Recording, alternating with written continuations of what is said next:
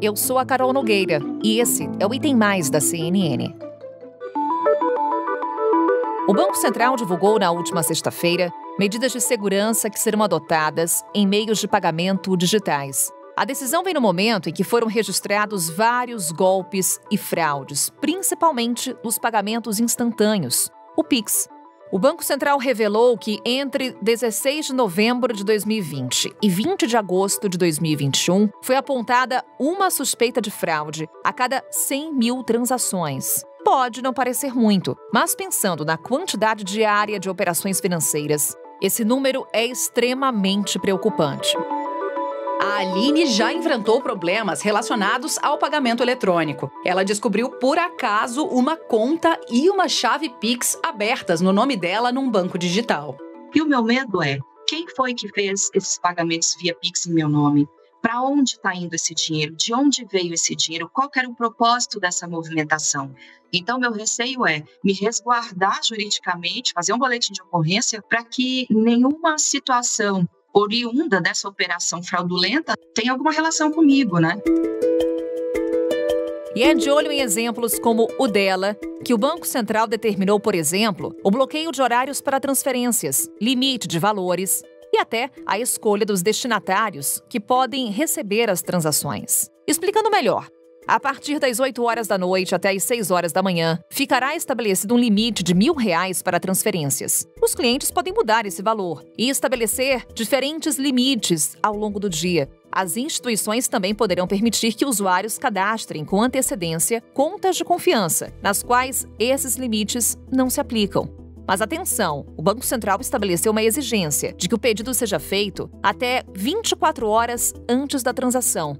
E a instituição ou banco pode avaliar esse pedido por até 48 horas.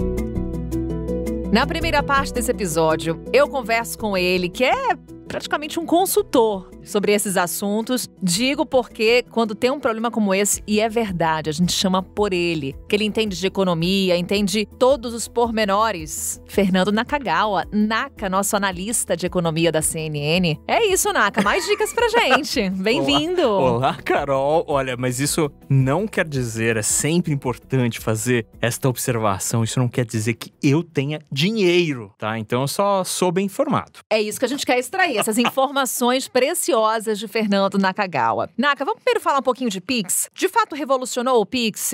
O brasileiro adotou como principal meio de transação bancária? Foi uma moda que veio para ficar? Foi uma revolução completa, assim, porque o Brasil é um país que tem muitas disparidades sociais e econômicas, e o telefone celular é um símbolo que conseguiu, apesar dessas diferenças, conseguiu chegar e ficar no bolso e na bolsa de todo mundo, sejam os mais ricos, sejam os mais pobres, é algo que todo mundo tem. E graças ao telefone celular, o Pix tem uma popularidade hoje, por exemplo, maior do que a dos cartões, porque os cartões exigem algum grau de formalização, você precisa ser bancarizado, você precisa ter um relacionamento com uma instituição financeira clássica, e o Pix é muito mais simples, inclusive na hora de você abrir uma conta, entre aspas, que às vezes não é uma conta corrente tradicional. Então, graças a essa facilidade do Pix como instrumento e do telefone celular, da popularidade do telefone celular, acabou sendo algo absolutamente querido pelos brasileiros imediatamente. Uma pesquisa recente do pessoal do varejo, Carol, mostrou que o dinheiro é o item mais usado entre os brasileiros, mas o Pix já está em segundo, à frente, por exemplo, dos cartões, o que me parece ser absolutamente revolucionário. Agora, exige um quê de tecnologia, Naka? O brasileiro estava preparado para isso? Ainda há muita dificuldade em algumas camadas da sociedade acessar esse tipo de transação bancária? Ainda há, porque o Brasil é muito desigual, como a gente estava falando, mas é engraçado porque a minha sensação como jornalista de economia há 20 anos, eu gosto muito de banco como assunto, eu acho um assunto muito interessante, muitos temas estão ali ao redor do assunto banco. E o caixa eletrônico, desde quando ele chegou no Brasil, lá nos anos 70, 80, sempre foi um equipamento que gerava algum medo nas pessoas. Até hoje, muita gente não gosta de usar caixa eletrônico, tem um pouco de receio de entrar na agência por causa da porta giratória, mas o Pix conseguiu quebrar um pouco essa barreira. Então, eu acho que eu ousaria dizer que é mais fácil as pessoas entenderem como mexer no telefone celular a saber mexer no caixa eletrônico. Por isso, você tem tanta transação e tanta transação pequena hoje com o Pix. Você vai por aí, pelo Brasilzão, é muito interessante observar que pequenos empresários, pequenos empreendedores, aquela pessoa que vende bolo e café na parada de ônibus, na estação de trem, na estação de metrô, prefere receber com Pix do que com cartão, porque para ele é mais barato também. O Pix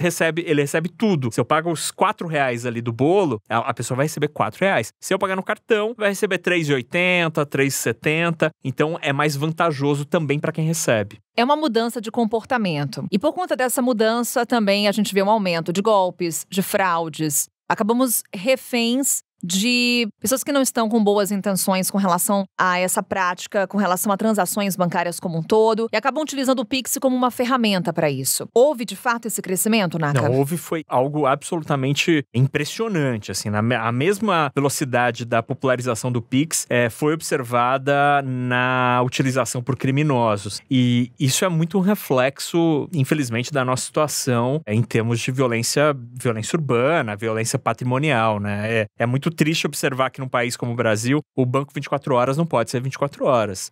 E o Pix, que seria um sistema de transferências eletrônicas 24 horas por dia, 7 dias por semana, não funciona bem assim. Passou a não funcionar assim como uma maneira preventiva de evitar isso. O problema do Pix como esse mecanismo, esse canal pro roubo, pro golpe, é que ele tá no nosso telefone celular e quando você perde a posse do telefone celular, tudo aquilo vai junto. Mas há maneiras, Carol, de tentar se proteger. Os especialistas em tecnologia dizem que é muito, muito importante para que a gente que tem serviços bancários, aplicativo de um banco no telefone celular, a gente bote, por exemplo, senha para entrar nos aplicativos. E não apenas no aplicativo do banco, que todo mundo já tem, colocar uma senha hoje, mas também, por exemplo, uma senha no aplicativo do teu e-mail, no aplicativo do SMS, porque são através desses canais, ou com uma ligação telefônica, um SMS ou um e-mail, que os bandidos de posse do teu telefone celular pedem para recuperar a senha e através desses canais eles conseguem, porque eles estão com a posse do teu telefone. Então, há maneiras de se proteger dessa criminalidade virtual, mas infelizmente ela existe e é um tema preocupante, por isso foram impostas essas barreiras, esses limites à movimentação em horários diferentes. Dica valiosíssima, Naka.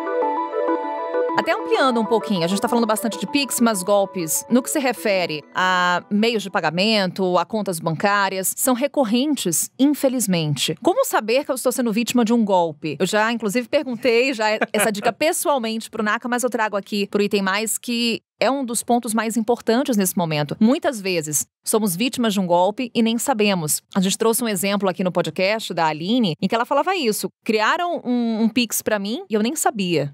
Como é que eu posso saber? Então, tem uma maneira muito simples de se observar isso, porque o Banco Central tem uma ferramenta lá dentro do sistema do Banco Central que se chama Registrato. É como se fosse registrado, mas com T no finalzinho. E esse sistema, ele conversa com o seu banco, com a sua fintech, com a sua instituição financeira. E lá estão registradas todas as operações financeiras feitas em seu nome, de crédito, de câmbio, todas as suas contas, todos os seus empréstimos. Então tá tudo lá. Se você tem um cartão de crédito, se você tem uma conta, em que banco, quando você abriu, se aquela conta que você pediu um dia para fechar, quando você mudou de emprego, se fecharam mesmo ou não. Então tá tudo registrado lá. Registrato. Você consegue entrar através do site do Banco Central ou também pelo aplicativo do seu banco, da sua fintech, do seu banco digital. Lá tá todo o seu histórico de cliente bancário. E foi lá que eu, Fernando Nakagawa, descobri que criminosos fizeram cartão de crédito em meu nome. E gastaram em meu nome, e meu nome, inclusive, foi negativado por causa disso. E aí, de posse das informações que mostravam que não era eu fiz um boletim de ocorrência, fui às lojas que tinham essa dívida, mostrei, e aí, depois de algum tempo, o meu nome foi regularizado, a situação foi regularizada, aquela dívida foi cancelada. Mas, obviamente, foi um transtorno para mim, que eu tive que fazer tudo isso, ir à polícia, ir às lojas, ligar, fiz um monte de ligação, e mesmo depois, Carol, de ter resolvido esse problema, o meu score de crédito, que é aquela notinha dada a cada um de nós, a cada CPF, que mostra se você é um bom ou mau pagador, né? Se Carol, uma ótima pagadora, Fernando Nakagawa, um péssimo pagador, esse score vai mostrar. o meu score caiu muito por causa disso e demorou para que ele voltasse ao normal. Então, há uma série de consequências. E, infelizmente, esse tipo de golpe, Carol, os bandidos encontram o seu dado por aí, né? Vendem pendrives com dados bancários no centro das grandes metrópoles brasileiras. Esses dados estão na Deep Web. Então, é algo que, infelizmente, foge um pouco do nosso controle. Mas a gente pode se precaver. Por exemplo, botando senha nos aplicativos nesses que eu mencionei. Ou, por exemplo, se você for fazer um pagamento numa maquininha, não digite sua senha se você não conseguir observar o valor que está lá. Isso favor. É importantíssimo. Pagamentos sem contato, nesses cartões mais modernos, olhe o valor que está lá no visor. Porque senão podem botar um valor diferente ali. É muito comum gente que paga muito mais do que deve e com a tua própria senha, o que é muito difícil para reclamar depois. Aliás, um dos golpes mais comuns nos últimos tempos é com relação a esse fato, Nakagawa. Inclusive o registrato que o Naka falou, também entrei nesse ponto porque meu marido também foi vítima de um golpe. Criaram uma conta num banco para ele, também descobriu com o nome já negativado. Mesma situação, Naka, são os golpes que se repetem. Falamos do registrato, trouxemos aqui no podcast medidas anunciadas pelo Banco Central para garantir uma maior segurança nas transações por Pix. E aí eu te pergunto, se são medidas já suficientes para garantir a segurança dos consumidores com relação ao meio digital. É algo que protege, ajuda a te proteger, mas não vai acabar com esse problema, infelizmente. Eu acho que, do ponto de vista financeiro, você cria ferramentas. Os bancos, o sistema bancário, o Banco Central, criou ferramentas para tentar minimizar o risco. Mas esse problema só vai acabar quando, de fato, esses criminosos forem punidos, encontrados e todo o sistema bancário conseguir criar ferramentas que impeçam a ação desses criminosos. Infelizmente, nesse aspecto, Carol, o sistema financeiro é muito vítima de um problema muito maior, que é a violência urbana que existe no Brasil, né? Violência não só urbana, é a violência mesmo que existe no Brasil. Então, o mundo da economia acaba sendo refém disso. Mas ter um limite e ter a possibilidade de você que está nos ouvindo mudar o limite ali, botar bem pouquinho, inclusive se você quiser, dá para botar limite 0, ou seja, impedir que alguém faça um Pix, uma TED, um DOC no seu nome. É possível isso. E quando você tem essa ferramenta, você tem um mecanismo a mais de proteção. Mas infelizmente, isso só minimiza riscos. Fernando Nakagawa dando dicas, trazendo todo um cenário pra gente, um contexto do que estamos vivendo no nosso dia a dia. Obrigada, Naka, sempre muito bom te ouvir. É sempre bom participar aqui, Carol. E você sabe, minha mesa tá ali no cantinho. Pra mais dúvidas, é só me chamar. Venha. Um beijo. Beijo. Ainda não foi definida uma data para essas regras começarem a valer. Mas o presidente do Banco Central, Roberto Campos Neto, assegurou que elas virão nas próximas semanas. É o tempo necessário para as instituições financeiras se adequarem às novas regras. Enquanto elas não vêm, o consumidor fica numa dualidade entre as críticas à segurança e os elogios à praticidade do Pix. É sobre isso que conversamos agora com o João Vasconcelos Neto. Ele é especialista em Direito do Consumidor e membro da Comissão de Direito do Consumidor da OAB de Santos. João, muito bom conversar com você. Bem-vindo ao Item Mais. É muito bom conversar com vocês também. Estamos à disposição aí para debater esse tema extremamente interessante e proveitoso aí aos consumidores. Pois é, todo mundo de olho, todo mundo querendo ver se de fato essas medidas vão trazer segurança. E é essa justamente minha primeira pergunta para você, João. As medidas anunciadas pelo Banco Central são suficientes para garantir a segurança dos consumidores? Em parte ela vai contribuir, vai ajudar, porque vai preservar o período noturno, vai ter uma limitação, né, de transações, né, o limite de R$1.000, então vai ter aí um efeito benéfico, mas eu já tinha apontado em dezembro, numa outra ocasião, né, que eu tive a oportunidade de falar sobre o tema, que tem a questão do sequestro relâmpago, né, e esse problema não vai ser totalmente solucionado, porque ele pode acontecer, infelizmente, em qualquer horário, né. Qual seria a dica que você dá para quem está nos ouvindo para ficar mais seguro com relação a esse meio de transação? Entrar em contato com a instituição financeira, né, visando limitar o máximo possível a transação diária, né, o valor de transações diárias. Então, é interessante que se faça isso através de um canal que tenha uma comprovação, né? Um e-mail, por exemplo. Por exemplo, se a pessoa, né, o consumidor ou o empresário, se ele não faz muito uso de cheque especial, de limite de crédito, ele pedir para excluir isso da conta dele, porque nós temos casos até concretos aí de fraudes utilizando desses limites, inclusive do próprio consumidor, né? Então aumenta muito mais aí o dano ao consumidor nesses casos. E aí um outro ponto que eu queria abordar com você, João, é com relação a golpes. Como não cair num golpe? Por exemplo, a golpe de desconto falso nas faturas de celular, de cartão de crédito. Nesse sentido, no que temos que estar atentos? É importante não estabelecer e não realizar nenhum pagamento através de links, né, que são enviados aí por mensagens de texto. Não acreditar em algumas promessas mirabolantes também. Interessante adotar esses cuidados, efetuar o pagamento da forma rotineira é sempre o melhor cuidado que deve se ter. E sempre desconfiar, porque o que acontece hoje a sociedade vive num momento conturbado de fazer, né, de realizar as tarefas com muita pressa, com muita rapidez, e às vezes nem pensa direito no que vai fazer e acaba fazendo ali rápido para tentar resolver aquela questão que surge, e aí nesse momento o erro fica mais claro, mais evidente. Então é importante tomar os cuidados, ter cautela antes de realizar qualquer pagamento, verificar se realmente confirmar, né, fazer uma confirmação antes de realizar o pagamento, né, porque o Pix, ele, uma vez feita essa transação, né, não tem como voltar atrás, e depois o destinatário da fraude aí pode fazer outras transações com o mesmo valor e aí dificulta bastante a recuperação desse valor indevido. Qual que é a grande dificuldade, João, de combater esse tipo de crime no meio virtual? A questão é conscientização da sociedade. O próprio consumidor tem que adotar esses cuidados e as instituições financeiras são poucas as que usam ferramentas contra as fraudes, né, em Pix, TEDs e outros. Então, são poucos bancos que têm ferramentas para burlar, porque, por exemplo, se há uma transação que foge do perfil daquele correntista, essa transação deve ser bloqueada pelo banco, pela instituição financeira. Como eu falei, já teve casos concretos nesse sentido. Então, por exemplo, o consumidor que jamais fez uso de empréstimo ou de cheque especial, aí no mesmo dia ele já tira todo o empréstimo, ele já realiza todo o empréstimo possível, já realiza todo o cheque especial, faz transferência para várias contas através de Pix. Então, isso aí é um exemplo de uma transação que não está dentro do perfil. Então, há maneira de se identificar isso, e os bancos deveriam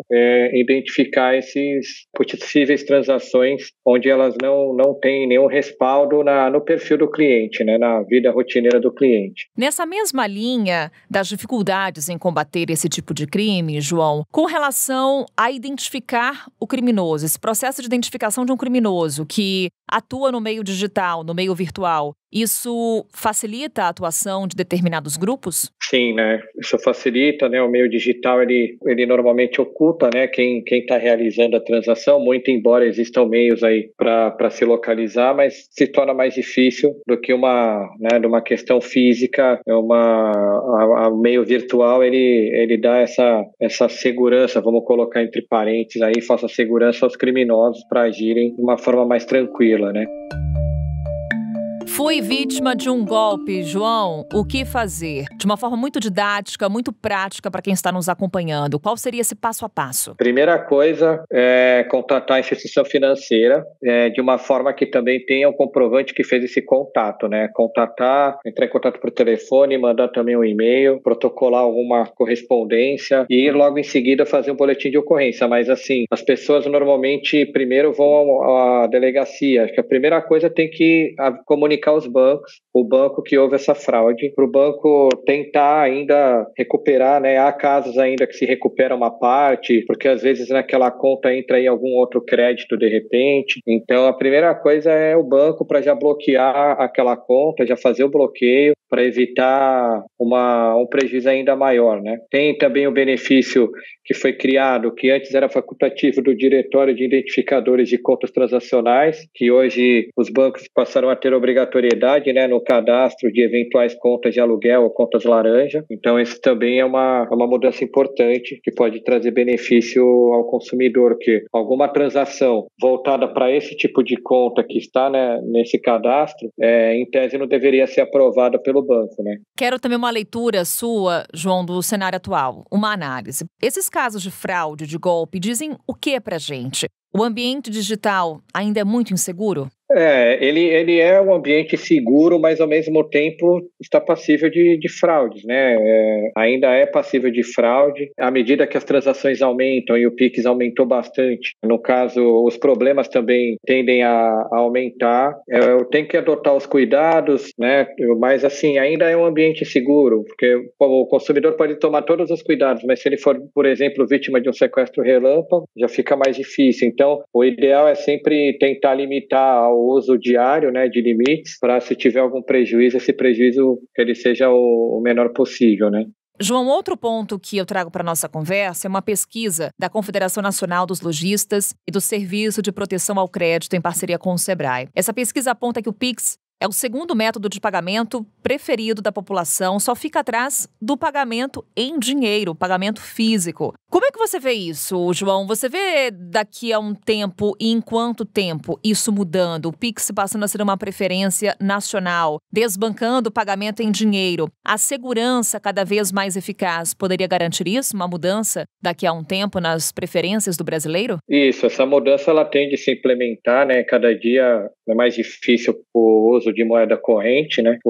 As transações financeiras por meio eletrônico tendem a cada vez mais evoluir, e o Pix, ele facilita muito, né? Você não precisa digitar número de agência, conta, CPF, CNPJ, você digita simplesmente a chave, né? Pode ser o e-mail, o CPF, o celular, o CNPJ, e aí já vem os dados bancários, logo em seguida coloca o valor, então é uma transação rápida, que, né, acontece de forma instantânea, então ela tem esse benefício, e por conta desse benefício, as pessoas estão cada vez se utilizando mais dele, mas sempre é interessante o consumidor de desconfiar para evitar prejuízo, mas assim, a longo prazo deve ser o primeiro a ser utilizado, e poderia se pensar de repente num seguro que provavelmente algumas instituições financeiras até tenham para proteger elas mesmas, mas para proteger o consumidor quando acontecer esses golpes, essas fraudes aí. Eu acho que pode ser um meio interessante também, desde que não onere mais ainda o consumidor, né? Você vê uma crítica à segurança, uma dualidade, na verdade, na sociedade, dessa crítica à segurança ao mesmo tempo em que há elogios à praticidade do Pix? Qual que é a tendência que essa dualidade diminua? Então, aí é uma pergunta bem difícil, né? Porque é isso, nós temos uma balança aí, e aí do lado tem a praticidade, né? Que o Pix traz, que as transações eletrônicas trazem, e por outro lado essa insegurança, esse risco de ter uma fraude, né? De ter um prejuízo. Realmente, cada vez mais tem que se aumentar, investir em segurança, as instituições financeiras inclusive, para que o Pix cada vez mais seja mais seguro, porque dificilmente as pessoas vão deixar de utilizar o Pix, né? A não ser que aconteça algo assim muito fora do comum, mas as pessoas usam o TED e agora vai usar o Pix. O Pix, como eu falei, é um meio de pagamento instantâneo, o TED em tese também seria, mas o TED ainda há a possibilidade no mesmo dia ainda de se tentar junto à instituição financeira bloquear, dependendo do que aconteceu, né? Ele demanda normalmente uma autorização de um gerente, então, mas o Pix não, o Pix é bem automático, né? João, vamos aguardar então cada vez mais segurança, é o que a gente anseia em todos esses meios para que o consumidor fique tranquilo no seu dia a dia. Mais uma vez, obrigada por essa conversa, pelas dicas. Foi muito bom. Fico contente de poder contribuir, e qualquer dúvida, qualquer necessidade, nós estamos à disposição. Também só um adendo, né, a questão do cadastro de contas, que isso também o consumidor vai poder cadastrar algumas contas que ele queira, normalmente faz uso, né, que possa exceder o limite, né, para ele não ter nenhum prejuízo. Então essa alteração também vai ser interessante aí, dando mais segurança ao consumidor. Interessantíssimo, super importante estarmos ligados nessas novas medidas para que a gente fique mais seguro de fato. Obrigada, João. Até uma próxima. Tá, uma próxima. Obrigado. Até mais. Por aqui seguimos de olho, atentos, claro, à nossa segurança. A gente volta amanhã. Tchau.